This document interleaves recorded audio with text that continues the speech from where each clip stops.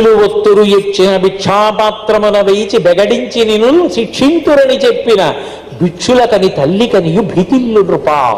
అమ్మ నిజంగా తన్ని తీసుకెళ్లి వాళ్ళ పాత్రలో పడేస్తుందేమో అని వెనక నుంచి అమ్మ కాళ్ళు గట్టిగా పట్టేసుకుని రెండు కాళ్ళ మధ్యలో తల పెట్టేసి అమ్మా నన్ను తీసుకెళ్ళకమ్మా, అమ్మా నన్ను పడేయకమ్మా, అమ్మా నేను మాట వింటానమ్మా, అమ్మా నేను పెరుగు బువ్వ తింటానమ్మా అని ఏడుస్తున్నటువంటి చిన్ని కృష్ణుడిని చూసి వీడే నాకు నోట్లో విశ్వరూపం చూపించాడన్న విషయం మరిచిపోయిందంటే అమ్మతనాన్ని దక్కించుకున్నాడు చిన్ని కృష్ణుడు. పరిపూర్ణ అవతారం.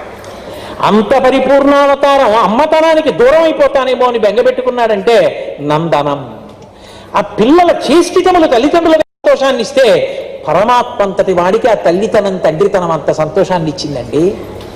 అదే మామూలు విషయమా? అసలు నిజంగా ఏం అనుభవించారు? అమ్మా అంటే ఎంత ప్రేమ ఉంటుందో కృష్ణుడు అనుభవించి అనుభవించి ఆనందపడిపోయాడంటే అబ్బా